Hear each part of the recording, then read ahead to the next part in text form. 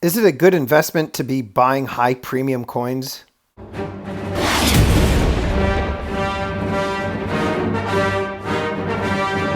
Greetings, Star Wars Stackers. How you doing? I'm the Stacking Stormtrooper. If you're new to the channel, I'm a guy in a bucket talking about precious metals, so make sure you hit the subscribe button and get the bell notification clicked. That way you get updated with any new content. I've had some people ask me recently where I've been getting some of my high premium collectible items and have been asking me if it's a good idea that they should be buying them. And that kind of all depends. So in this video, I am going to let you know my thoughts on these high premium collectible coins. I've had people on my auctions and I've had people, comment on some of the posts I've made on Instagram talking about how cool certain coins that I post or where do they get them? They're just getting into stacking and they want to buy them. And I tell them, whoa, stop. Hold on a second. What did you just say? You're just getting into stacking. And then I basically advise them more or less to stay away from these types of products. Now, when I started stacking about, I would say 3 years ago, I guess you could say I started stacking, maybe even in the mid 2000s.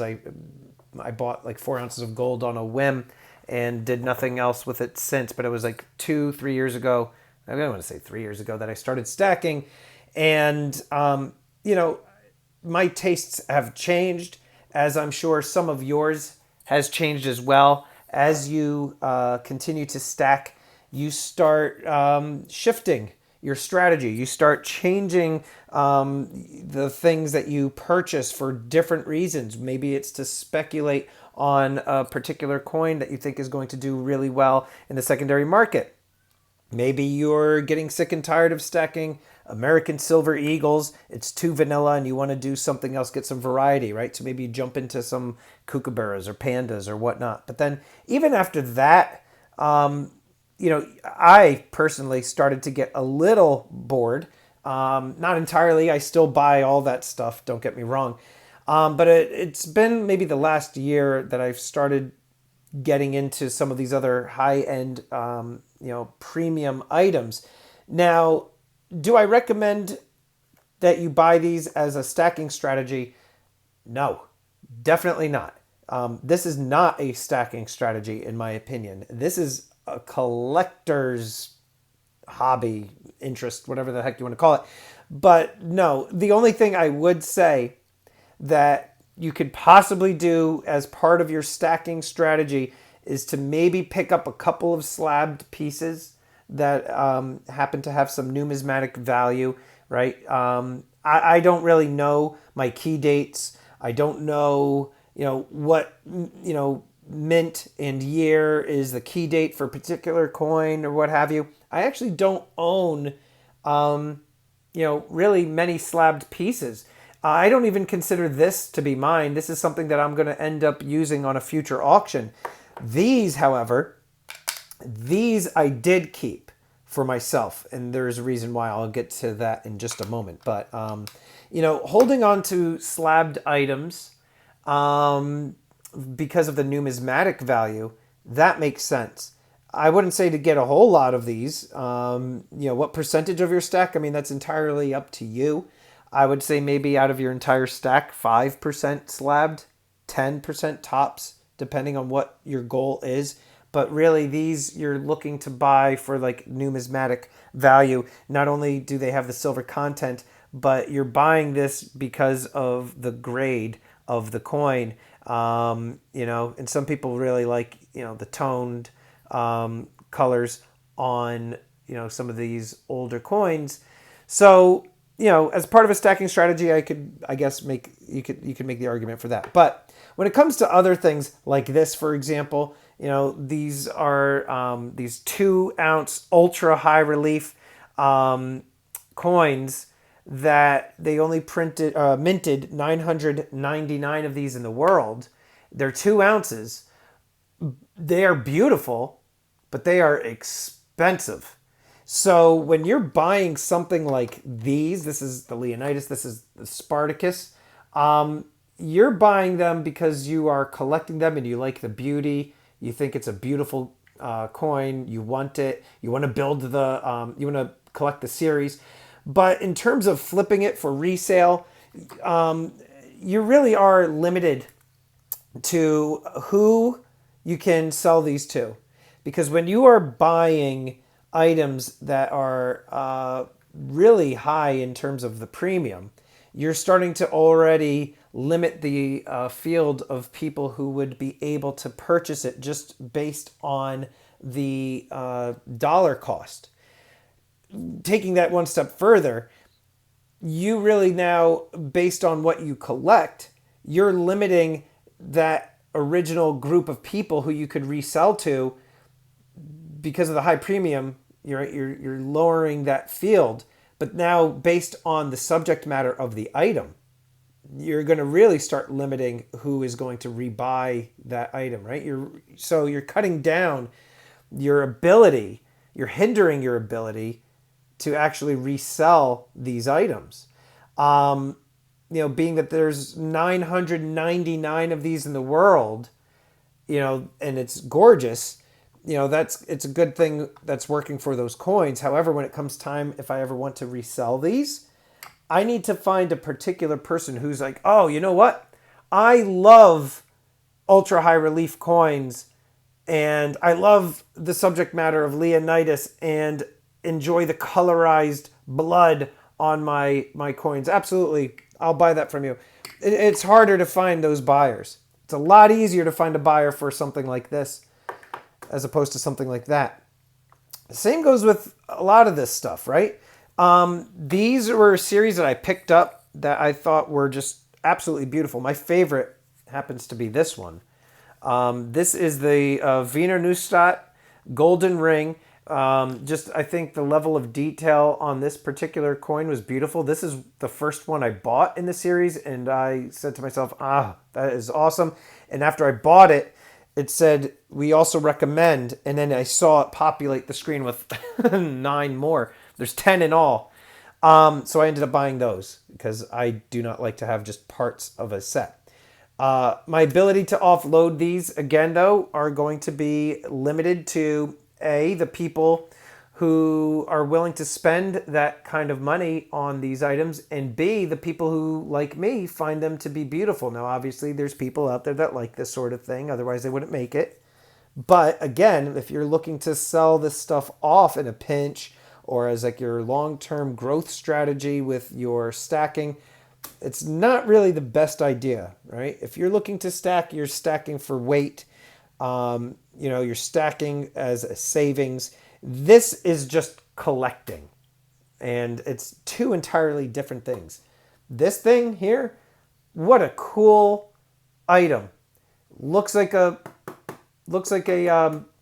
old Coke refrigerator. It's metal, and it's beautifully packaged.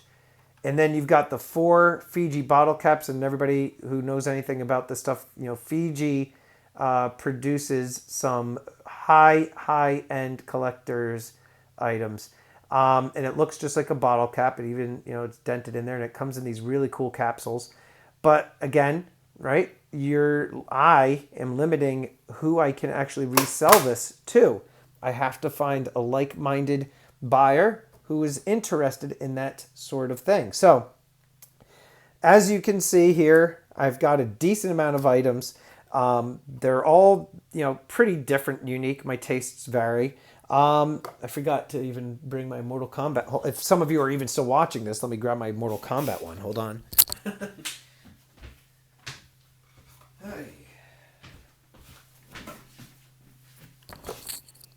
There's my Mortal Kombat one here, right? And I got the Mortal Kombat arcade machine that I'm actually going to be building at some point later on. But anyhow, so this is something that's nostalgic to me, part of my childhood, and comes in a very cool case, very limited mintage. So I ended up, getting this because it's just such a cool piece. But again, who is really going to be in the resale market or the secondary market who's going to want to buy a colorized Mortal Kombat coin for the amount of money that I'm at least trying to get out of it? You know what I'm saying? So the point of this video, guys, is to collect what you like. If you are just getting into stacking, I would say stay away from these things. Don't buy them. Wait until you've built up a decent position in your metals, and then maybe start getting into some of this collector's type items. Now, these, I think, aside from one random kookaburra, are the only two slabbed coins that I own. Why is that? Because this is a 2020 struck at the Philadelphia Mint emergency release coin. Some of you know when COVID struck at the height of it, right? West Point Mint had to shut down and they needed to continue production, and they moved their operations over to Philadelphia Mint.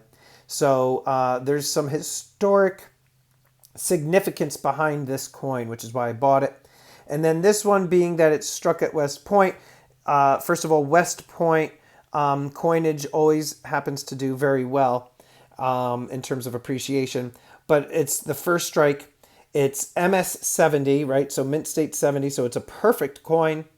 And again, being first strike, it's the first batch of coins that was minted. And also being that it's 2020 because of Corona, and being that this is the last year for this American Silver Eagle design. So this thing has a lot going for it, which is why I bought this one for myself. And lastly, this gold buffalo. What are my thoughts on high-end gold? I like it. Clearly, I own this piece. I'm actually going to be buying a second gold buffalo in the not too distant future. But if you're looking to buy gold now, I would say for weight, you're going to want to try to go with, the most plain as possible coinage. And, like the American Silver Eagle is basically one of them. But, the buffalo, this was just like a bucket list item. This was something that I wanted to own in my stack. Just because of the beauty of it, because it's 24 karat, and also because it is expensive, and it was almost like an accomplishment to get it. And so, yeah, I bought this. Do I recommend it to new stackers? No, I don't. Unless you've got a crazy budget, have at it. But no, I wouldn't. I would say just buy the cheapest gold that you can get. Don't get like scratched up, dinged up stuff. People like their gold, in the nicest condition it can possibly be. It's an expensive investment. But stay away from the collector's stuff, especially if you just started, okay? That is my advice to anybody that is new to stacking. If you're a seasoned stacker and you're looking for some really cool collectible items, email me, message me. I'm connected to a bunch of different people, and I feel like I've got a pretty good idea for really cool collectible items and things that a lot of people haven't really necessarily seen. So, guys, with that, just wanted to make this quick video, show you guys some of this stuff. I'll show those Disney things another time. Anyhow, guys, hope you enjoyed it. And just a quick thank you to these elite channel supporters. And if you haven't become a channel member, please check out the awesome perks and join today. If you enjoyed this video, please check out this video. This video is also awesome. Remember to like, share, and subscribe, and long live the Empire.